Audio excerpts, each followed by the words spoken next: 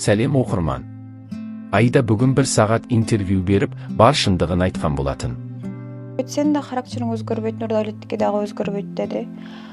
Инстаграмға салып қойғаным үшін Нұрдәулеттен кешірім сұрадым дедім. Себебі ал менің күнім. Нұрдәулеттің өзінің күнөсі өзінің совестінде деп айттым. Түсінгеніміз сол алдындағы айтып кеткені. Айда болса баласын жоғалтты, Нұрдәулет соқыр шек болған. Сыл кездерде екеуі де эмоция үстінде жүрген екен. Бішкекте сабағын бітіріп Айда мен Нұрдәулет Алматыға бара жатырады. Айда болса өзінің дәрін үйінде ұмытып, дәріханаға баруға шешім қабылдайды. Ал Нұрдәулет болса сол дәріге қатысты тұратын болса ал, тұрмайтын болса алма депті. Оны Айда сол кезде дұрыс түсінбей, содан ұрыстың басы басталады. Нұрдәулеттен ешқандай қолдау көрмеген екен.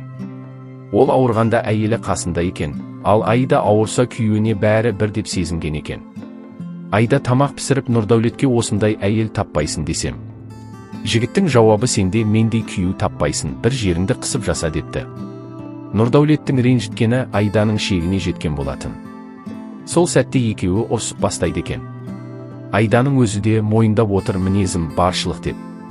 Сол ұрысып жатқан сәтте қолын әйнекке кесіп алады екен.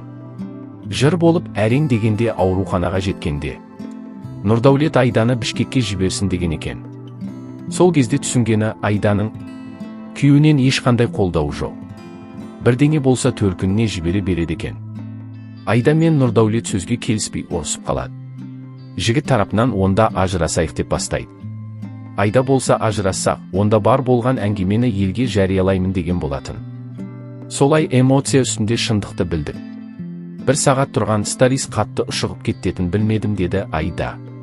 Публикатарға тарап кетті, сол салғаным үшін Нұрдәулеттен кешірім сұрадым деді. Нұрдәулетті қазіргі сәтте кешіре алмайды екен. Кім білсін қайта қосылып кетсе де, уақыт көрсетеді.